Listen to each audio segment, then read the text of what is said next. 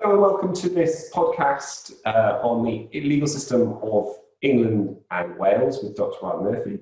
And today what I wanted to talk to you about was the impact of law and legal systems on my life, and indeed on your lives.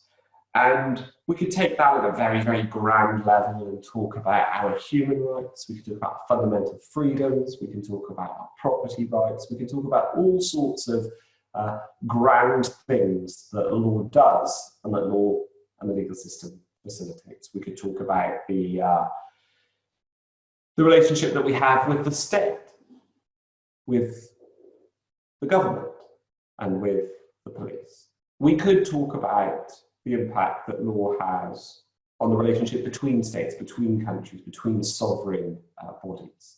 But what I want to do instead is to talk to you a little bit, or to encourage you to think a little bit about the very pervasive nature of law, how law is everywhere and impacts on all of our lives, even in our everyday activities. And what I wanted to talk to you about in particular was one of my favourite things, and that's coffee.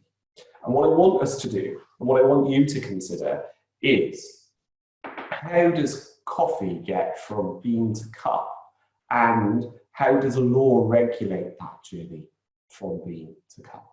And just by looking at something as simple as to how law regulates how I get my daily fix of coffee will, I hope, let you realise the pervasive nature of law, how law is everywhere and influences every single aspect of human life. And so what I want you to do is to think about the types of law and of legal rules and of legal system that are involved in getting you that daily cup of coffee. And to help you do that, what I would like you to think about in particular is the journey of coffee. So it starts in the rainforests of South America, or it starts in the plains of Africa, or the hills of Africa. And what I want you to think about is what law and legal rules might govern how it gets from there to a supermarket or to a coffee shop, and then the sorts of laws and rules that govern how it gets to me. You can think about this in terms of the laws that might govern the way in which the coffee is sold, from producer to manufacturer to the end user, the person who drinks the coffee, and all of the different interactions along the way. You could think about the sorts of businesses that coffee is sold through before it makes it to my cup, and what sorts of law might govern those different sorts of business. Is the law as applied differently to very, very, very large employers, organisations, businesses, the supermarkets, to how it might apply to a bespoke, specialist, artisan coffee shop? And thinking about those things, thinking about how those businesses operate, how they form, and the influence that law has on that, will give you a further insight into the very, very real impact that law has on our lives. And what you might wish to do at this point, or after the following point, is to pause the recording and to really think about how many different relationships you can identify, how many different potential forms of law that you can think of that stem from this coffee. And then when we get down beyond the physical thing, the coffee, when we get down beyond the ways in which it's moved around, when we get through the ways in which businesses might deal with something as straightforward as coffee, we get to the people involved. So think about also the people involved in the journey of your coffee. Think about how legal rules, how legal systems might contribute to the lives of those people involved in the production and journey of my coffee. So as I say, what you might wish to do now is to pause the recording for a short while whilst you tackle those questions. And now that you've had some time to consider the substantive, the principles, the sorts of rules, the sorts of laws that might govern the transport of my coffee, what I want to do is to run through some of those substantive law, areas of law, and the role of the legal system perhaps in facilitating sale of coffee. So let's start with two very, very basics of substantive areas of law, two fundamental areas of the law of England and Wales, and that's contract law and the law of torts. Now, those two things taken together might collectively be referred to as the law of obligations. Contract is, broadly speaking, the obligations that we take upon ourselves, and tort is the obligations that are placed upon us, largely because of our relationships with others. So let's take contract law first. If you think about that sale of coffee, if you think of the number of contracts that must be involved in getting that coffee from the bean to my cup, and I'm not just talking about that end contract, that final one where I go into the shop, I pick up the coffee, I take it to the cashier, I give the cashier the coffee, they say £2 or whatever, and I give over my money and they give me the coffee. Contracts exist all along that journey, whether that's the contracts for sale and production of the original coffee, whether it applies to the transport of that coffee, whether it applies to multiple intermediaries in the sale of that coffee. You know, there are probably dozens of contracts that govern the sale of my coffee. And then there's the law of tort. And the law of tort, in this instance, might apply to the duties that the manufacturer owes to me in the production of that coffee. And if you study law in any level of detail, you will come across this principle of the duties that we owe to others. And in particular, you might come across a case called Donoghue. And in Donoghue, you have the sale of some ginger beer, which was contaminated, allegedly, with the decomposing body of a snail. And the purpose of that case is to demonstrate or to bring home the fact that manufacturers owe duties of care.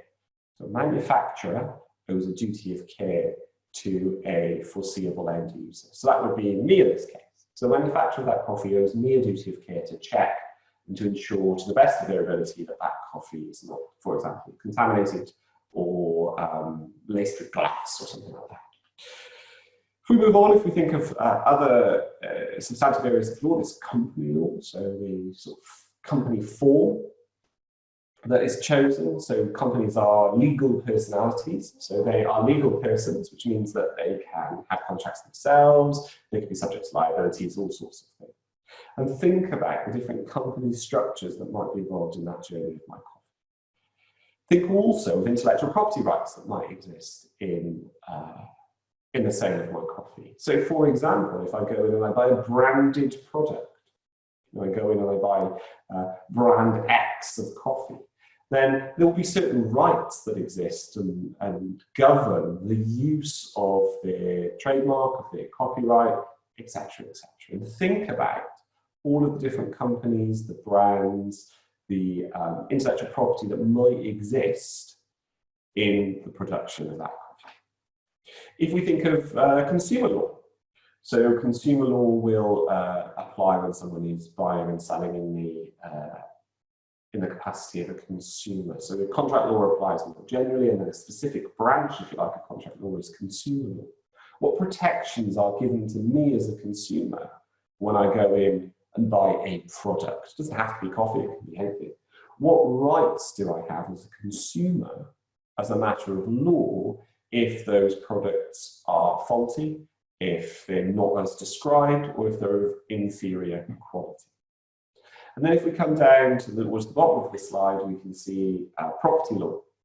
And so there'll be a whole range of law and legal principles governing the premises from which I buy the coffee, whether that's related to trespasses on that premises, whether it's related to the rights that that manufacturer or the supermarket has as a tenant. All of those things are governed by the law of real property. And then there's obviously personal property. At what point does the property transfer, the coffee transfer from the ownership of the shop into my hand? So these are just examples of the complexity of law and the impact of different areas of substantive law on the purchase of my daily cup of coffee. Here are some more. If we take the one that's in the news quite a lot, the extent to which big multinational corporations take advantage of tax law. So here's where we can see actually different areas of law interacting. So for example, a company operating out of Luxembourg with a roasting plant in Belgium and the shops that sell the coffee in the UK. To what extent can you use the tax rules that relate to those jurisdictions to maximize profit?